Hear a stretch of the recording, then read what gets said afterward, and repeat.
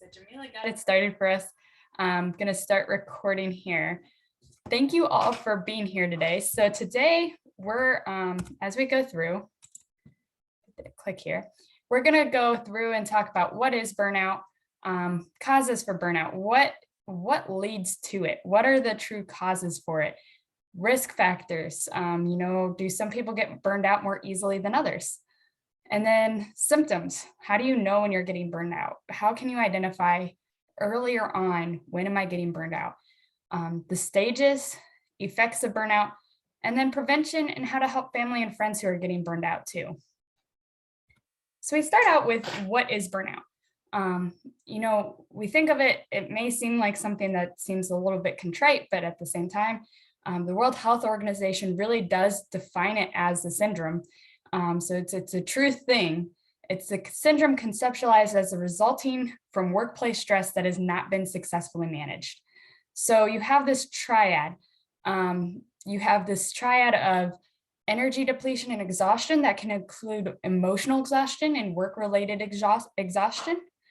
And then there's also this degree of an individual starting to become more distant and detach themselves and treat others with a more impersonal response. You start to distance yourself and become and have more negative feelings towards your career or towards others.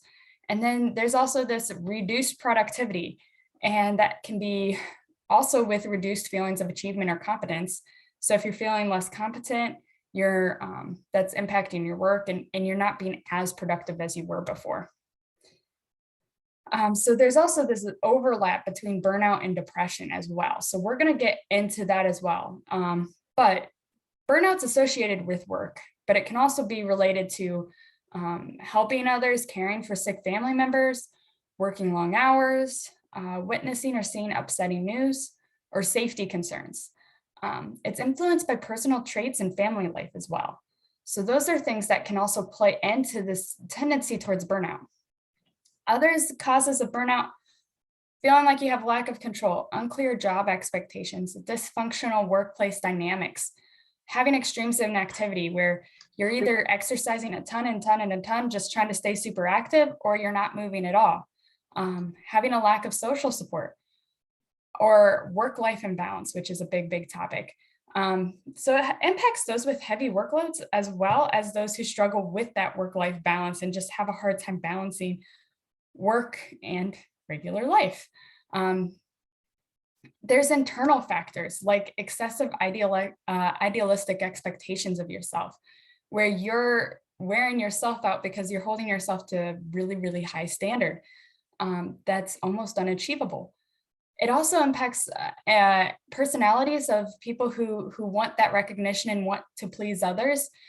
So they'll suppress their own needs in that effort to please others and meet others' needs. It comes also from having this feeling of feeling irreplaceable, feeling like you're the one that has to be able to do everything versus being able to delegate work. It comes from hard work commitments and to the point of overestimating your own abilities and your own self and feeling overburdened, where you're just wearing yourself out. And then also it has like personalities where work is your only meaningful activity. This is where you're getting your sense of fulfillment and you're not able to find your sense of enjoyment or fulfillment in other places outside of work. And that's becoming your substitute for a social life. Work becomes your social life. Then there's these external factors: high demands at work, problems of leadership and collaboration, not being able to communicate with others, having contradictory instructions. One person's telling you to do one thing, another person's telling you to do another. Pressure from time, having unrealistic time expectations, or feeling like you can't get stuff done the way you want it to look in the amount of time you're given. Bad atmospheres at work, where you're experiencing bullying or harassment, lack of freedom to make decisions, lack of influence on your work organization, feeling like that lack of control, you can't influence things. Few opportunities to participate in conversations and the actual workflow. You just kind of feel like you're on the outskirts. Not being able to contribute your opinions, hierarchy problems, poor internal communication, administrative constraints, Pressure from superiors, increasing work responsibilities, poor organization, lack of resources. That's a big one. This could be either personnel or funding. Problematic institutional rules and structures, lack of perceived opportunities for promotion, lack of clarity about roles, lack of positive feedback, poor teamwork, absence of social support. So these are a lot of different reasons that can contribute to it. And so as we're going through, just kind of think, all right, what are the reasons that I'm feeling right now? Because if you don't know what those reasons are that are causing you to get burned out, it's going to be harder to address them. So work-related stress, burnout can be either active, which is more that work-related stress, or it can be more passive. It can be more of a learned helplessness, a victim of circumstances, for more of a passive burnout. Feeling like, again, that lack of control, you can't influence anything. So who gets burned out? Well, really anyone can get burned out, but some people are more at risk than others. Those who work heavy workloads or work long hours, certain personality characteristics that we just talked about, some of those internal factors, but a lot of those like perfectionism, type A personalities, those who really struggle with work-life balance and that really consumes their life.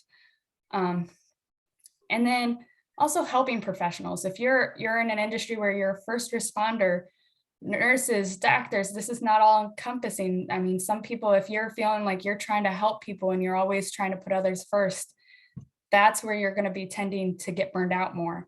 And it's really not a new phenomenon. We have examples. Shakespeare in the 16th century used the term burned out in his plays as one of the first examples. There's examples in the Bible where Moses is judging the Israelites and he's getting burned out. Elijah and David, it's described as this weariness. Doctors and business executives can get just as burned out as parents, mother or father that's trying to care for their kids. So again, this helping. Symptoms, you have exhaustion, which can include emotional and physical depletion, headaches, stomach aches, appetite changes from this emotional exhaustion, isolation, leading to feeling overwhelmed. You might stop socializing or confiding in family and friends or coworkers.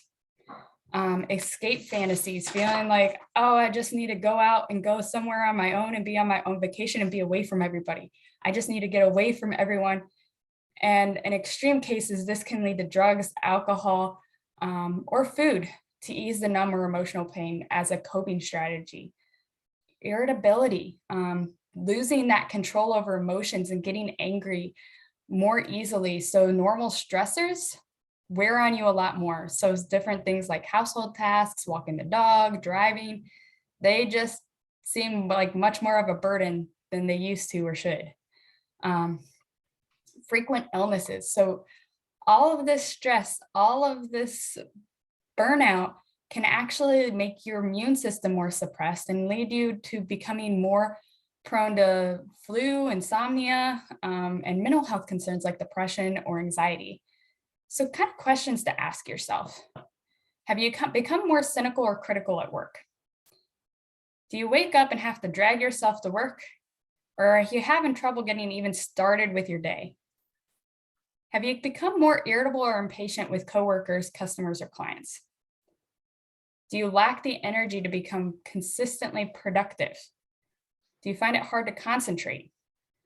Do you feel disillusioned about your job? Have your sleep habits changed? Or are you troubled by unexplained headaches, stomach or bowel problems, or other physical complaints? These are all going to be things that kind of signal out, hey, something's going on. It's more, I need to take it seriously. It's more than what I thought. So there's stages to burnout. So first off, you start out, I know I have a tendency to do this as well. So it's you start out, you have this excessive drive or ambition. You want to do your job and you want to do it really well. And so you try to undertake more than what you can do and what you should be able to do. And it leads you down this path of burnout. So you start pushing yourself to work harder because I just need to buckle down and get it done. I just need to work harder. So you start neglecting some of your personal care needs and things that you need to do otherwise, like exercise, eat healthy, going for walks, sleeping. And it's still, the work is not going anywhere. So you start displacing the conflict. So instead of acknowledging that you're pushing yourself too much, it's your boss's fault. It's your coworker's fault. It's the demands of the jobs. It's them as the problem. And so it's not getting any better. So then you start neglecting other things you have to do. Walking the dog, taking care of other areas of your life, those other responsibilities that really need to be addressed. Going to the doctor, things like that. And so it's still not getting any better. So you just deny it. Your impatience with others is increasing. You blame them. You're seeing them as incompetent. They're lazy. They're overbearing. It's their fault. It's not mine. And so you start to withdraw. You begin to withdraw from your family, your friends, social invitations to parties and movies, etc. Times to hang out in that social environment that we talk, that work is becoming and taking the place of your social environment. And so those things, those social activities start to feel overbearing in and of themselves versus being a time to unwind. Then you start to lose control of your emotions and you become more aggressive and you start snapping for no reason. And you start to detach yourself from your life and your ability to control your life. You start depersonalizing. And then you start feeling empty or anxious and maybe turn to thrill-seeking behaviors to cope, such as substance abuse, gambling, overeating. Maybe it's something else. And then there starts to be this loss of meaning in life and this depression, feeling more hopeless with where you are. And this is impacting your mental health and your ability to cope. So Sam Keen describes burnout as nature's way of telling you you've been going through the motions and your soul has departed. This has been described in volunteer workers, social education workers, pretty much every field. It's a reduction in physiological resilience only halfway through their career, the appearance of a resigned attitude and resentment as a consequence of having more demanded from them than is humanly possible. The formation of an authoritarian character structure and a tendency to repress behavior as a consequence of professional disappointments and inner withdrawal from all people and all human problems as a defense mechanism on the part of those who, without receiving any help themselves, spend their professional lives having to find socially acceptable solutions for difficult personalities and hopeless situations. So it's creating this hopeless environment where you're putting too much on yourself. So what's the harm? How do we get off this roller coaster? What's the harm of all of this? What's burnout doing to us? Well, some of the results are some of the symptoms: sleep deprivation, change in eating habits, increased risk of illness, difficulty concentrating, lack of productivity, poor performance, avoidance of responsibilities, loss of enjoyment, excessive stress, and it becomes harder to regulate your emotions. It's a lot easier to just snap or let your emotions regulate your thoughts versus your thoughts, your emotions. Left unchecked, it can lead to depression. That's something we've talked about. But it can also lead to heart disease, high blood pressure, diabetes, and that increased risk of illness, but also substance abuse and alcohol misuse. So this is pretty serious. This is now a condition where it's like, this is not something that should be ignored. So what do we do? How do we prevent it? How do we get off of this roller coaster? Early recognition. So starting to identify where you are in the stages and identify, hey, I can't keep going down this route. I need to be able to function. I can't do all of this. So setting realistic goals. You might try to self-deny and say, no, I'm fine, I can do it.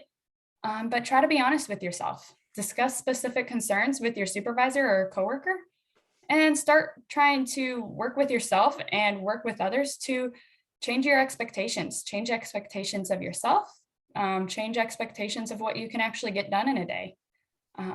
Reach a compromise, find alternative solutions to problems. Maybe some things don't need to be as complicated as they are. Get relief from some of your stressors. Try to take a step back from them.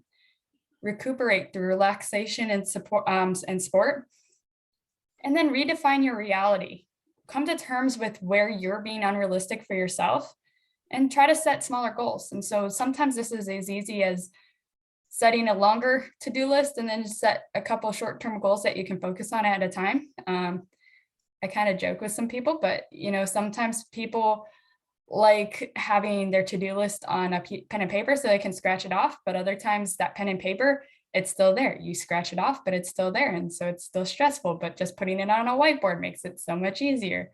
So figuring out what works best for yourself.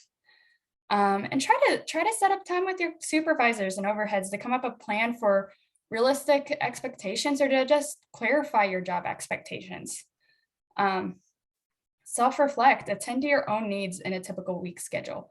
It's really easy to forget what you enjoy doing and what you actually like to do when you've been stressed out for so long. And then reduce and eliminate unnecessary items from your list, from your to-do list, and reprioritize your list of demands. So as you're going through things, there's going to be things that you've wanted to do, but you just flat out can't do and don't need to do. Maybe there's some things that, hey, this is something I dread doing. Maybe there's somebody who actually, for some reason enjoys doing this thing I hate. Maybe I can work with them and try to figure out a way to get it done better, or maybe they'd be willing to swap some tasks with me. And then reassess your goals. Start realigning your goals and expectations, and set goals for what can get done and what can wait, what can be done well, and what needs to be perfect, what needs to be closer to perfect, and what, for the sake of time, can just be kind of done and rushed together and put together and may not be your best work, but for the time, it works out well. And then set up check-in times with yourself to just realign your goals and skills and passions. And seek support. Depression can be an underlying cause behind burnout. So it's important to get treated, build your support system, connect with others, make sure that you're not withdrawing from others, and dedicate time for your family and yourself. And maybe it's not always your family. Maybe your family can't understand what you're going through at that time, but maybe you have a friend or a coworker who has a better understanding, and they're going to be easier to talk to. And just schedule time to talk with them and regularly check in with them and discuss setbacks and time management strategies and other barriers you might face so that you can keep moving forward. And don't forget to delegate. We used Moses as an example for judging the Israelites, and there were tons and tons and tons of Israelites at that point. And Moses' father-in-law in Exodus comes up to him and says, what you are doing is not good. You and these people who come to you will only wear yourselves out. The work is too heavy for you. You cannot handle it alone. So find others to help support you. And then developing resiliency. So resiliency is the ability to grow and thrive in the face of challenges and bounce back from adversity. People who are resilient aren't broken by challenging situations, but they learn to bounce back from them.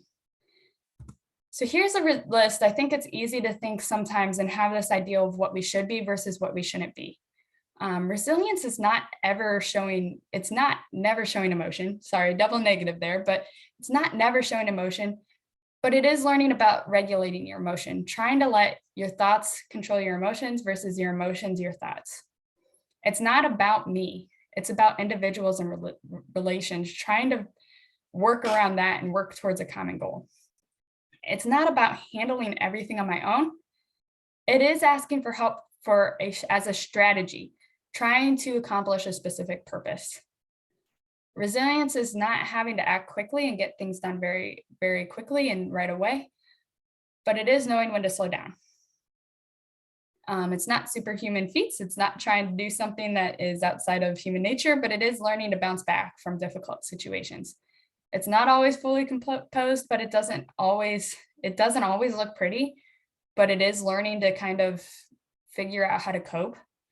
And it's not something you either have or you don't. It's something that it's a journey, it's a path, it's development, it's a process, it's not a destination. So how do you develop resilience? Well, increase your self-awareness, identify your thoughts, feelings, and behaviors. Identify how you think about yourself, how you think about your goals. Do your thoughts lead your emotions, or are your emotions leading your thoughts? You learn to regulate your emotions, regulate your impulses and behaviors, keeping the goal in mind, and express your emotions appropriately. But always trying to think about that common goal. What is the purpose? What is the ultimate goal? And becoming more optimistic. So one of my favorite quotes is a quote from Jesse Owens, which 100-meter runner from Ohio. And he said, find the good. It's all around you. Find it, showcase it, and you'll start believing it. So being realistic, finding the good, finding out what's controllable and what's not controllable in your life. There are a lot of things that burn us out that we can't do anything about. So finding what we can control and staying hopeful and confident and letting go of the things that we can't control. Mental agility, thinking flexibly, being able to roll with the punches, taking others' perspectives and identifying and understanding problems. It's really easy to try to stick to our own guns and try to fight for our position versus finding the compromise and finding the middle ground. So trying to work with others and get that common perspective and being willing to try new strategies and increasing your strength of character, recognizing your own strengths and finding ways to use your strengths to overcome some challenges and having faith in your strengths and your talents and your abilities, but also relying on your coworkers' strengths, your friends and your family's strengths to help you in the places where you're not as strong. And that goes back to our work too. Like there's different aspects of our job that we're going to be a lot better at versus the things if we're constantly working on things that we don't feel proficient at, then we're not going to be setting ourselves up to not be burned out. We're not going to be setting ourselves up to be resilient. And then increasing your connections, building and maintaining strong relationships, keeping in contact with friends, family, practicing positive and effective communication, being empathetic towards others. So trying to take a look at things from their perspective and their shoes, and not being afraid to ask for help and support others where they need it. Lifestyle habits. So exercise, diet, and sleep.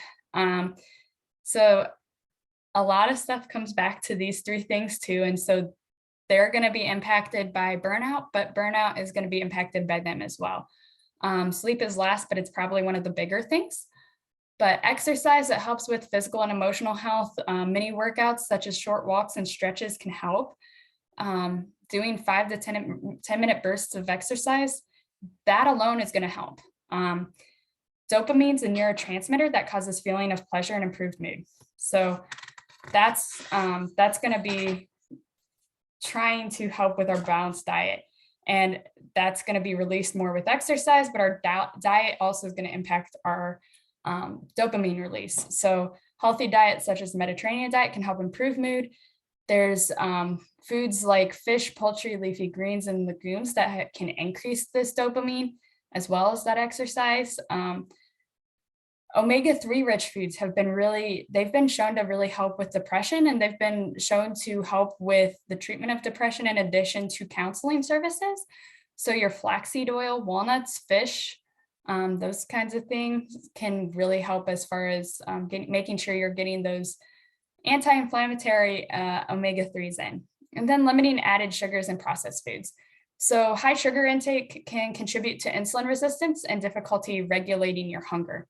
High intake of processed foods can also contribute to higher waistlines, feeling sluggish, poor energy regulation throughout the day, feeling more ups and downs in your energy levels. And then inflammation and imbalance in your insulin levels. So this can lead to chronic inflammation from this high processed food, and that's associated with increased risk of psychological distress and depression. So your mood is actually impacted by your diet as well. And there's a lot more that could be said about that, but what you eat is going to impact your mood. Sleep.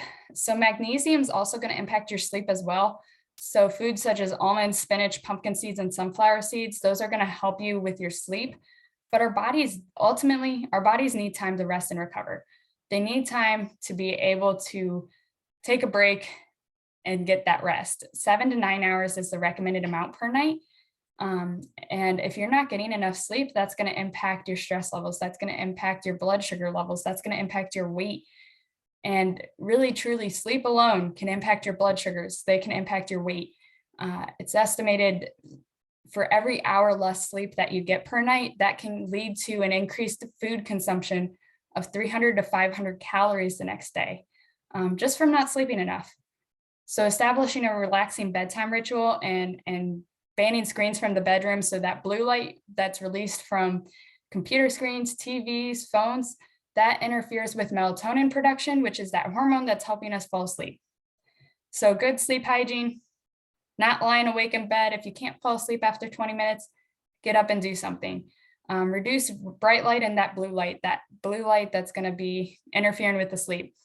Ending your day with positive thoughts, thinking about things that are good and being grateful versus worry and the stress of the day. Going to bed and waking up at the same time every day. Avoiding caffeine. Caffeine has a half-life of 4 to 6 hours. It takes about an hour for caffeine to even kick in. And so if you have like a cup of coffee at 2 o'clock in the afternoon, your body's still going to be processing it and getting it out of its system at like 8 o'clock at night. So that can really impact your sleep habits as well. Avoiding nicotine. Nicotine's going to impact your sleep. Alcohol is going to impact your sleep. Exercise is going to make it easier to fall asleep as long as it's not right before you go to bed. Large meals can interfere with your ability to fall asleep, and they can contribute to GERD if you have acid reflux. Naps after 3 p.m. can make it harder to fall asleep at night. And getting enough bright light exposure will make it easier to fall asleep. And don't forget to practice good stress management techniques and include enjoyable timeouts for yourself throughout the day. So workplace stress is, burnout is workplace stress that has not been successfully managed. So you want to try to remember things that you actually enjoy doing. Find those things that you enjoy doing throughout the day. Because if you're doing more things that you enjoy doing, it's not going to feel such a burden. And then how can you help your friends and family or coworkers who are going through burnout and stress? Listen, validate their feelings. If you're trying to help, get specific and kind gestures. So before you try to fix anything, just listen. Sometimes all they need to do is just talk and vent, and just listening is going to go a long way. Validate their feelings. It's a lot easier to say, hey, it's going to get better. It doesn't sound so bad. But try saying, hey, I understand you feel depleted. You've been working really hard. I understand this has not been an easy time for you. And then get specific. A lot of times if somebody's burned out, and I'm sure if you're going through burnout right now, it's hard to think. It's hard to think about what you're thinking. It's hard to think about what you need. It's hard to get that to-do list together because that in and of itself can feel stressful. It's hard to even put those thoughts together of what do I need. So get specific with how you can help. Drop off a meal, pick up dry cleaning, do a load of laundry. And when you want to help, get specific on how you can help. Maybe it's rigging their leaves. If somebody is offering to help you and you're going through burnout, try to think of some of those tasks that are at home and just process things that you need to do that, hey, this is something somebody else is willing to help. This is what I need help with. And then kind gestures. Just sending flowers or a thoughtful text message or a note in the mail or a card, leaving that on somebody's desk, that can go a long way and just make them feel valued, cared for, like they're doing their job and doing it well, even though it doesn't feel like it at the time. And research some other resources that can help as well. So there's childcare, house cleaner, psychotherapists. If you need any of these resources or know someone who does, let us know. We have access to a research tool, which I'll show you in a second here. But talk to one of our providers too if you're on the City of Dayton insurance. We can help with where we can as far as helping reduce your stress and manage your job burnout. You can also meet with me to talk about nutrition and exercise, stress management, sleep, if you need any more information on that. So this is Community Care and Connect. I'm hopeful this will work without causing problems, but if you go to it,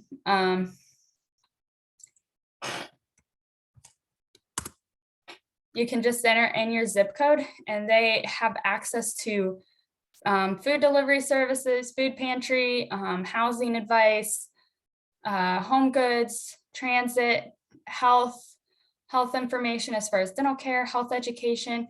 So what you're eligible for is going to kind of depend on, they're going to have things on here that may not be covered by your insurance or might be more specific to people who are vets or things like that.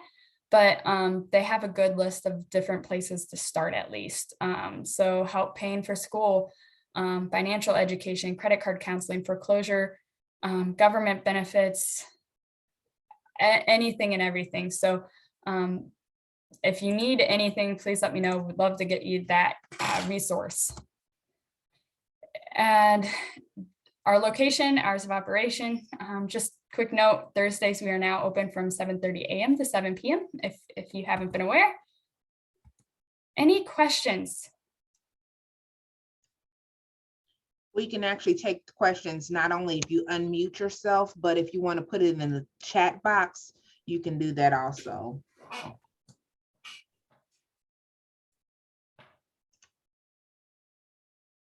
Any questions at all? None for me, thank you. Okay. Well, Sarah, as we were waiting to see if anybody has any questions to unmute themselves and ask the questions, I appreciate that. I have a lot of the symptoms, and you've heard me say this probably over the last 2 years of burnout. And I wrote down quite a few things, but figure out what you like to do. For the people that's online, I love to travel, and thank God I can leave the country in January. So I'm taking my first cruise. It doesn't matter if it's a cesspool of germs, I'm still going. I need to leave the country and be able to enjoy myself. So I'm looking forward to that so I can recoup and come back and not be mean, because I saw all those things on the list that I'm doing that I shouldn't be doing because I'm burnt out. For the people that are joining us, this was recorded, so I just wanted to make sure you guys know that you will receive your 10 points for participating today. I think I got everybody's name on here now. And oh, there was somebody else to join. Let me add this person on the list here. And you will receive the 10 points within probably 3 weeks. That'll show up on in the portal. You'll probably get a personal email stating that you have now completed this lunch and learn, and you now receive 10 points. So I just want to make sure you guys are aware. Thank you for participating today. And if Sarah has any closing remarks, you can do that. So now. All right. I think that's it for me. I'll stop recording here, and thanks everyone. I hope you have a great day.